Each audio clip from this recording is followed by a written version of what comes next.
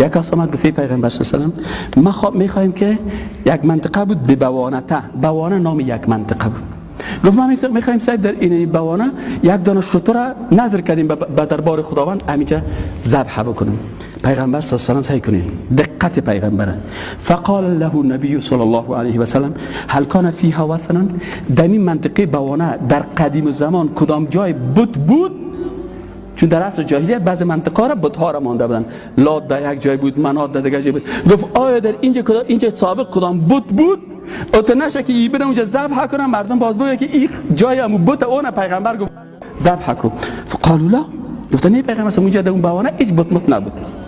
گفت هل کان فیها عید من اعیادهم، آیا گفت در اینجا کدام عید از عیدهای جاهلیت بود که اینجا جمع میشدن و خوشی میکردن؟ ها؟ قالوا لا، گفت نه صاحب عیدگاهشان هم نبود.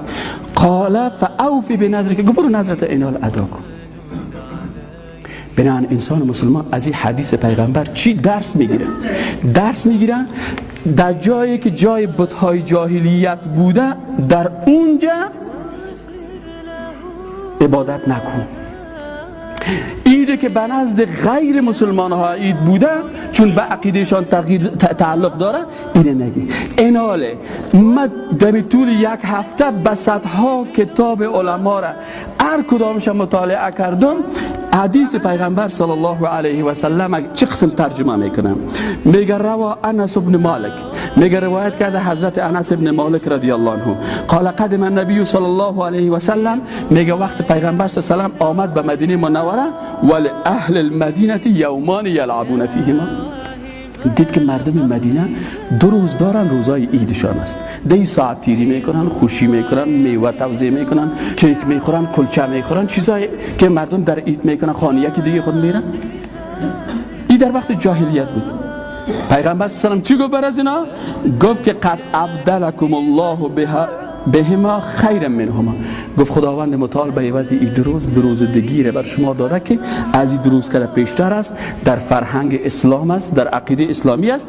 یوم النحر و یوم الفطر، دو روز است که یکی عید قربان است و یکی عید فطر است. رواه احمد و ابو داود. خب وقتی که آمدیم این حدیث پیش صدها، باور بکنید از صدها عالم اهل سنت و الجماعت، ما برادرای عزیز به کلگی احترام داریم، به هر هموطن خود احترام داریم.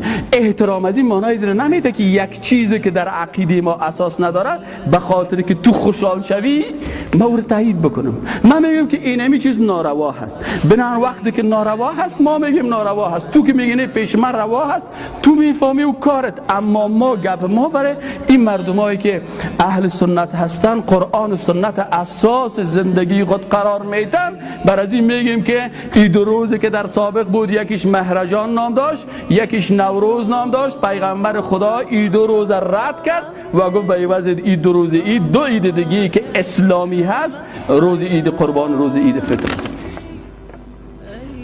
تمام علما را وقتی که تفاسیرشان ما همینجا در کامپیوتر دیده میرفتم اونجا یک کتابخانه است که چیز همی مسلمان ها رو جور کردن، تقریبا 35-40 هزار کتاب دارن. وقتی که اینمی حدیث شریف از هر عالمی که پرسان کردیم اینمی گفت بود، کل علما میگفتن که نوروز عید مجوسی هاست، به دین مجوسی های آتش پرست تعلق میگیره.